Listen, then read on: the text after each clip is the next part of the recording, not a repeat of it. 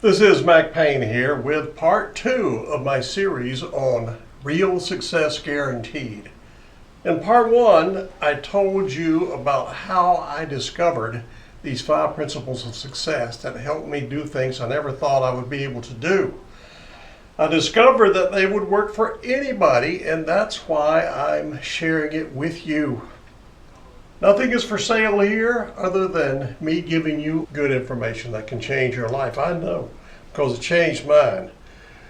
And again, as I said before, I believe that if enough people do better, we'll all benefit from it, everybody. In this part of the series, I'm going to get down to the nitty-gritty. I'm going to get into these 5 amazing principles that if you follow, you will be successful. Before I do that, though, I need to cover a basic thing, and that is, what is the definition of success? If you ask anybody on the street, most of them will say, success has to do with money. If you make a lot of money, people assume you're successful. That may or may not be the case. Success is something else. Everybody has a definition for it. I like Earl Nightingale's definition. It's worked for me, and that's the one I'm going to use as I describe these 5 principles of success to you.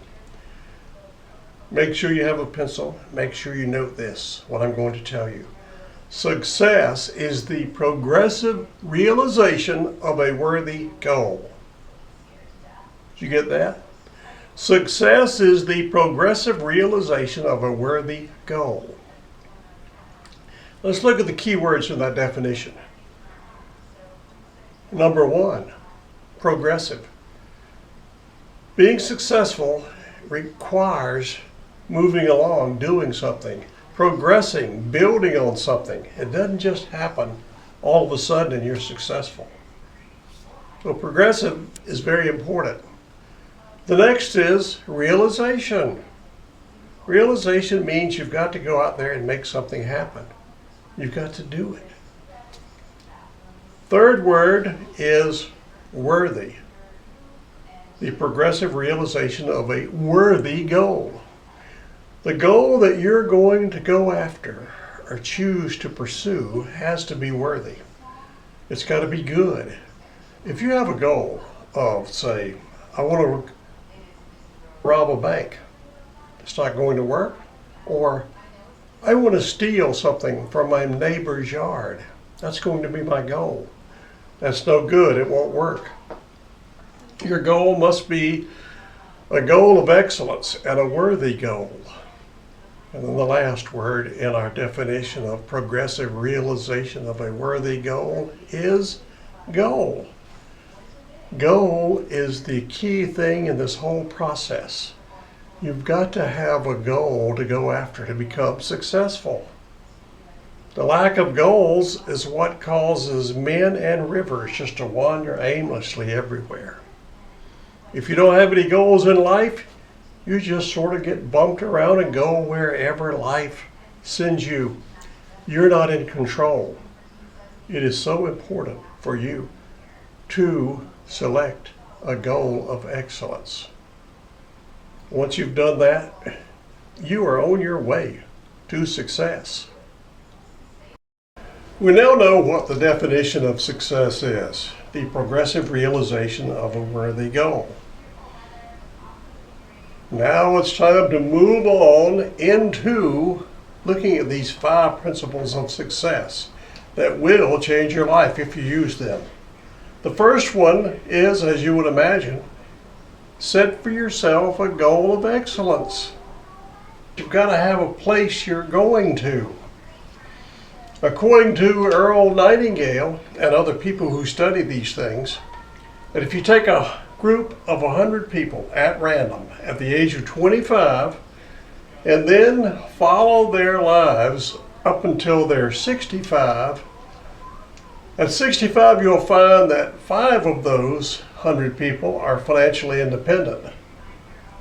5 will still be working, 54 will be broke, depending on relatives and welfare to live. The lack of goals is what causes that. The lack of goals is what keeps people from succeeding and doing things that will cause them to have a better life. The first step to being successful or guaranteeing success is to set for yourself a worthy goal of excellence. Note the words worthy goal of excellence. Your goal must be something good, something that you can live with, something that you can pursue with all your heart. There's some techniques you need to remember about goal setting. Number one, it's got to be serious.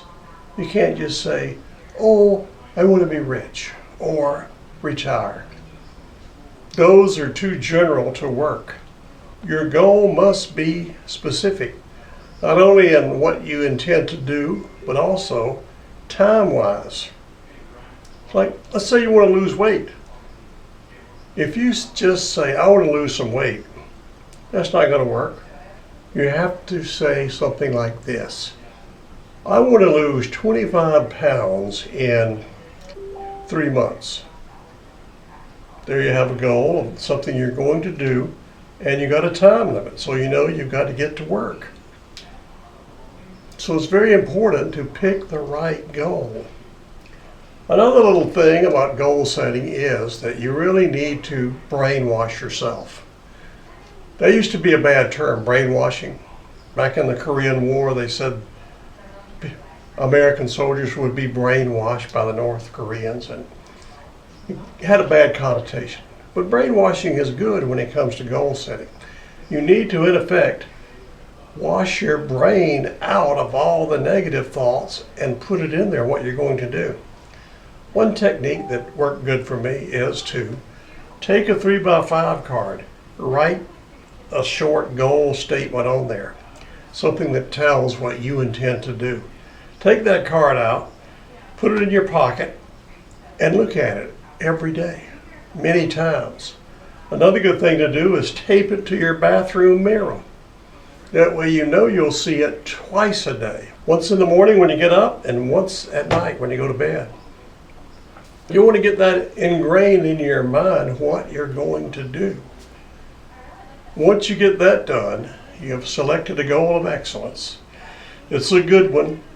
You've written it down on a piece of paper or something that will help you remember it so you can wash your brain. Then you're ready to go on to step number 2.